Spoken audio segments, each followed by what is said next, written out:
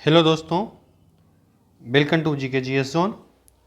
GK GS zone में आप सभी का स्वागत है। मैं मनु कुमार आप लोग के समझ बीबीआई प्रश्नों की श्रृंखला में बहुत ही अति महत्वपूर्ण प्रश्नों के साथ में हम लोग आप लोग के सामने उपस्थित हुए हैं। तो चलिए बिना समय जाया किए हुए प्रश्नों की शुरुआत करते हैं। देखते हैं इंपॉर्टेंट क्वेश्चन को। भगवान बुद्ध को ज्ञान की प्राप्ति कहाँ हुई थी?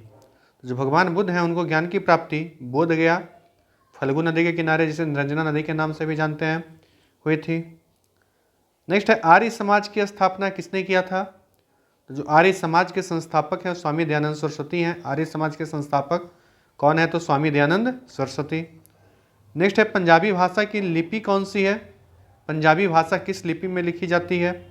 गुरुमुखी लिपि में। पंजाबी भाषा की जो लिपि है वो गुरुमुखी है। जिस प्रकार से हिंदी भाषा की लिपि देवनागरी है, उसी प्रकार से पंजाबी भाषा की लिपि क्या है? तो गुरुमुखी है। नेक्स्ट चौथा नंबर प्रश्न है, किस बृहत मंदिर की आरंभिक कल्पना तथा निर्माण सूर्यवर्मन द्वितीय के शासनकाल में हुआ था? सूर्यवर्मन द्वितीय के शासनकाल में किस बृहत मंदिर का निर्माण हुआ था? तो अंकोर वाट का मंदिर। किस मंदिर का? तो अंकोर वाट का मंदिर। और अंकोर वाट का मंदिर कहाँ है? तो कंबोडिया में है। अंकोर वाट का मंदिर आपसे पूछा जाएगा, अंकोर वाट का मंदिर कहाँ है? तो कंबोडिया। नेक्स्ट है, बिहू किस राज्य का त्यौहार है? बिहू असम का प्रसिद्ध त्यौहार है। बिहू किस राज्य का प्रसिद्ध त्यौहार है? तो असम का। नेक्स्ट है, कागज का आविष्कार किस देश में हुआ? कागज का जो आविष्कार है वो किस देश में हुआ है? चीन में हुआ है। कागज का आविष्कार कहाँ हुआ है? तो चीन में हुआ है। नेक्स्ट प्रश्न है, गौतम बुद्ध का बचपन का क्या नाम था? तो गौतम बुद्ध के जो बचपन का नाम है वो सिद्धार्थ है। गौतम बुद्ध के बचपन का नाम सिद्धार्थ है। अगला प्रश्न है, भारत का अंतिम मुगल सम्राट बहादुर शाह जफर। एक प्रश्न तो आपका यहाँ से आ जाएगा, भारत का अंतिम मुगल सम्राट कौन है? तो बहादुर शाह जफर, या जिसे हम बहादुर शाह द्वितीय के नाम से जानते हैं, बहादुर शाह द्वितीय का मकबरा कहाँ स्थित है? रंगून, जो कि म्यांमार में है। मुगल वंश के अंतिम सम्राट बहादुर शाह जफर या बहादुर शाह द्वितीय का मकबरा कहाँ है? तो रंगून, म्यांमार में है। अगला है, अहमद शाह अब्दाली ने भारत पर कितनी बार आक्रमण किया था? अहमद शाह अब्दाली है। अहमद शाह अब्दाली के द्वारा भारत पर कुल कितनी बार आक्रमण हुआ है? तो 8 बार आक्रमण हुआ है। और आपको पता है पानीपत के तृतीय युद्ध में 1761 में अहमद शाह अब्दाली के द्वारा ही मराठों पर अटैक किया गया था, मराठों के साथ युद्ध लड़ा गया था, जिसमें अहमद शाह अब्दाली विजित होता है एवं मराठा पराजित होता है। नेक्स्ट 10वां नंबर प्रश्न है, नादिर शाह ने भारत पर कब आक्रमण किया? तो नादिर शाह का जो आक्रमण है भारत पर 1739 ईस्वी में कब किया है? तो 1739 में। अगला है, शिवाजी के समय कितना राजस्व वसूला जाता था? तो शिवाजी का समय जो भू राजस्व था वो 33% या कुल उपज का 1/3 भाग 1/3 था। नेक्स्ट प्रश्न है, आगरा का जामा मस्जिद का निर्माण किसने करवाया था? आगरा के जामा मस्जिद का निर्माण जहां आरा बेगम ने करवाया था। किसने करवाया था? तो जहां आरा बेगम ने। अगला प्रश्न है, किस सिख गुरु ने फारसी भाषा में जफरनामा लिखा?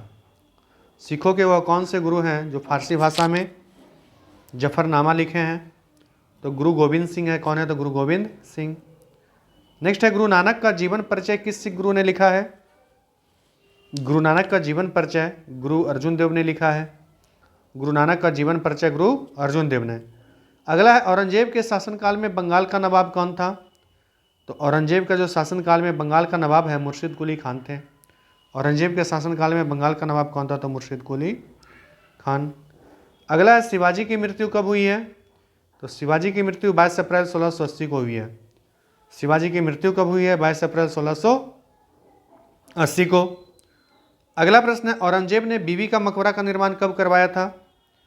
तो बीबी का मकबरा का निर्माण सबसे पहले किसके द्वारा? औरंगजेब के द्वारा करवाया गया। कब करवाया गया? 1679 ईस्वी में, 1679 ईस्वी में। नेक्स्ट है, सामूगढ़ का युद्ध कब हुआ? सामूगढ़ का युद्ध कब हुआ है? तो सही आंसर हो जाएगा 1658 में। सामूगढ़ का युद्ध कब हुआ? तो 1658। नेक्स्ट है 19 नंबर, हैदर अली मैसूर के शासक कब बना था? हैदर अली मैसूर का शासक कब बना था? 1761 में। हैदर अली जो है मैसूर का शासक कब बना? 1761। अगला प्रश्न है नादिर शाह कहाँ का शासक था? तो नादिर शाह ईरान का शासक था। नादिर शाह कहाँ का शासक था? तो ईरान का। माधवराव नारायण पेशवा कब बने? माधवराव नारायण पेशवा कब बने हैं? 1761 में। माधवराव नारायण पेशवा कब बने हैं? तो 1761 में। अगला प्रश्न है गुरु गोविंद सिंह ने खालसा पंथ की स्थापना कब की है? तो गुरु गोविंद सिंह के द्वारा खालसा पंथ की स्थापना 1699 ईस्वी में किया गया है। गुरु गोविंद सिंह के द्वारा खालसा पंथ की स्थापना 1699 में। किस गुरु ने विद्रोही मुगल राजकुमार की सहायता धन व मन से की थी? किस गुरु ने विद्रोही जो है मुगल राजकुमार की सहायता धन से भी किए थे और मन से भी किए थे? गुरु अर्जुन देव। गुरु अर्जुन देव के द्वारा। नेक्स्ट है सैयद बंधुओं का पतन किसके समय में हुआ? मोहम्मद शाह के समय में सैयद बंधुओं का पतन हो जाता है। नेक्स्ट है 25 नंबर प्रश्न, फारूक सियर किसके सहयोग से मुगल बादशाह बना था? तो फारूक सियर सैयद बंधु के सहयोग से मुगल बादशाह बना था। नेक्स्ट है भारत पर आक्रमण करने वाले किस ईरानी शासक को ईरान का नेपोलियन कहा जाता है? भारत पर आक्रमण करने वाले जो नादिर शाह हैं, नादिर शाह को ईरान का नेपोलियन कहा जाता है। नेक्स्ट है किस राज्य के शासक नवाब वजीर कहलाते थे? तो जो अवध के शासक थे, अवध के शासक नवाब वजीर कहलाते थे। नेक्स्ट 28 नंबर प्रश्न है आदि ग्रंथ का समायोजन किसने किया था? गुरु अर्जुन देव ने।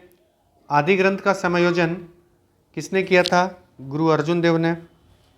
मोती मुख्य रूप से किस पदार्थ का बना होता है? मोती मुख्य रूप से कैल्शियम कार्बोनेट का बना होता है। मोती मुख्य रूप से किस पदार्थ का बना होता है? तो मोती जो होता है मुख्य रूप से कैल्शियम कार्बोनेट का बना होता है। नेक्स्ट है मानव शरीर में सबसे अधिक मात्रा में कौन सा तत्व पाया जाता है? मानव शरीर में सबसे अधिक मात्रा में पाए जाने वाला तत्व ऑक्सीजन है।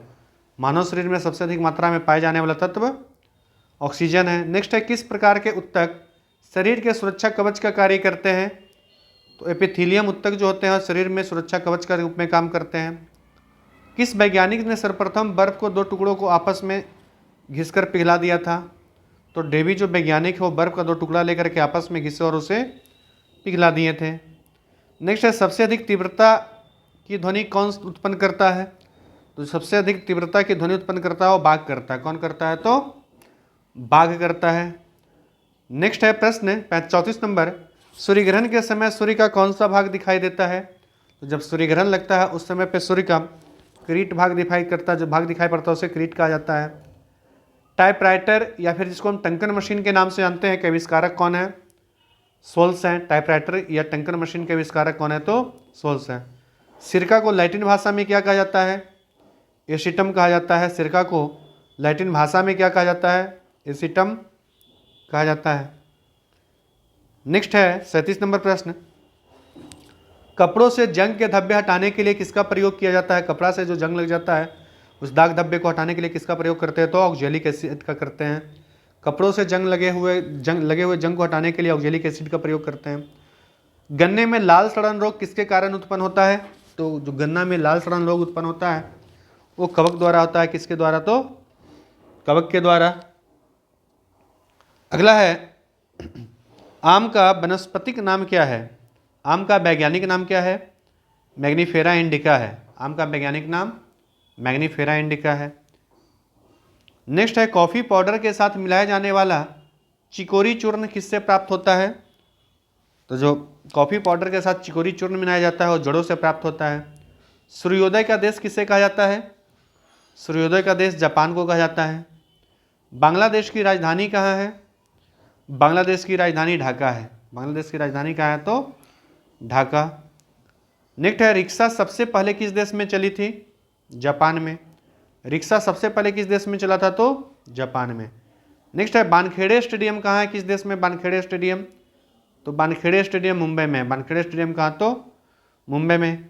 कर्नाटक का रत्न किसे कहा जाता है? मैसूर को। कर्नाटक का रत्न किसे कहा जाता है? मैसूर को।